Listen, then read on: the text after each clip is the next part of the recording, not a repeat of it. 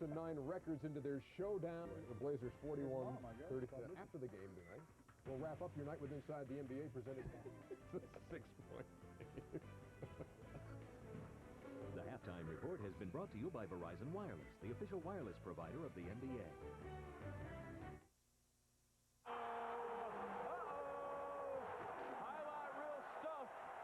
Whether you're shopping, traveling for business, or back. Their 3-game winning streak in jeopardy. Third quarter coming up.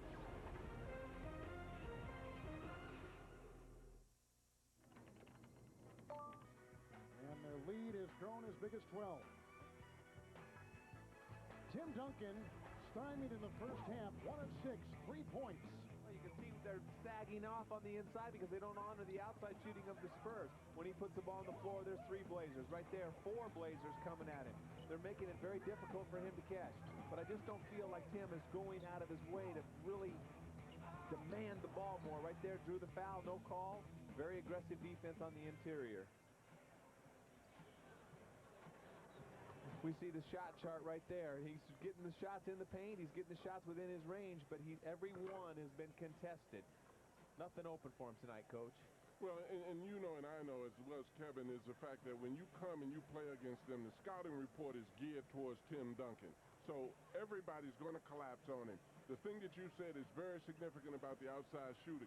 In order for them to get the ball to Duncan, in order for Duncan to be free, outside shooting has to occur. If you notice, late in the game, they put in the game Kerr. They also put in the game Smith.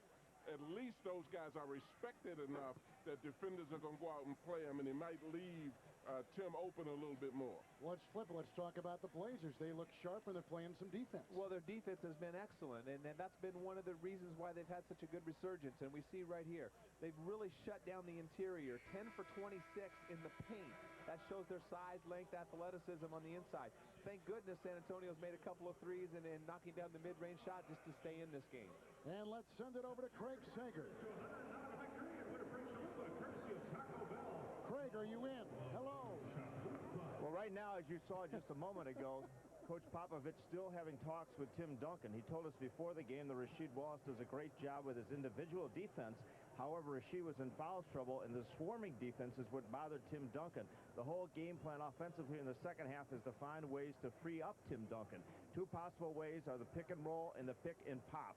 Yes, they played last night. Yes, it is the 3rd game of a road trip. But Coach told Duncan and Tony Parker that they had to play with more energy here in the second half, that the reserves played well, but he was not at all happy with the starters. All right, Craig. Well, character issues continue to be a theme that the Blazers have to deal with. And a guy to give us some pretty good perspective on that before the game, Scottie Pippen. I think our focus has been on basketball the whole time. I mean, we've been trying to dig ourselves out of the hole here, you know, for the last couple of years, I guess, since we lost to the Lakers in Game 7, of trying to get back to being one of the top teams out west. So it's been a challenge for us all season, but it's finally starting to come together for us. Well, let's throw it around the table. What do you think, John, of where the character of this team is right now?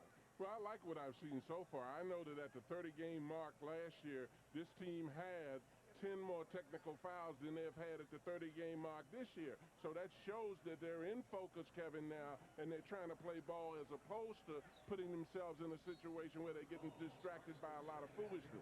You know, when I think about character on the court, you know, I don't really pay much attention to what they do off the court, but they play unselfish. They seem to like each other, and they play hard. And defense has really been the key for their resurgence. So I think they're playing basketball with a great deal of character. Duncan takes it inside, knocked away. Let's set the lineups to begin the second half. The Blazers with Wells, Anderson, Davis, Scottie Pippen, and Rasheed Wallace. And the San Antonio Spurs with Duncan, Robinson, Parker, Jackson, and Bruce Bowen. Well, Kevin, and you talked about chemistry with the Blazers. As I said earlier, I think that these guys are playing more as a team now. Before, they always had athleticism and individual ability, but these guys seem to enjoy a little bit more helping out one another, setting screens, making cuts, defending, and giving support. Oh, that was a magnificent shot by Scottie Pippen, who now has 14 points. That is a game high. You know, that's a beautiful thing to have a player like Scottie who can bail him out. His long arms got that shot attempt, but it was a terrible possession. San Antonio came out with a lot more energy, Scotty wasn't ready for that defensive pressure, and thank goodness he bailed him out with a long shot. San Antonio, for the game, is shooting 41%, and the Portland Trailblazers shooting 47% through the first half. And we see a defensive assignment. They're trying to pressure Scottie Pippen with Bowen, using his quickness and his ability to play defense on a full court and trying to distract Scottie. And we'll see if Stevie Jackson can match up with Bonzi Wells. Good pickup on the defense by Duncan. Shot clock at 2, and a foul on Tim Duncan. And he's got his first.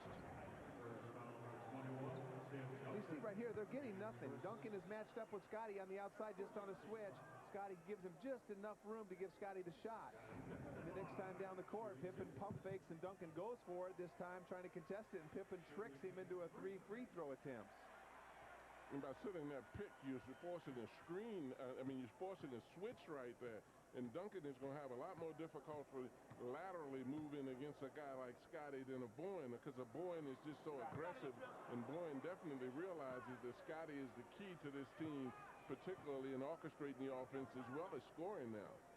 These two teams came in as two of the hottest teams in the NBA. Blazers have won 4 of 6 and 10 of 12.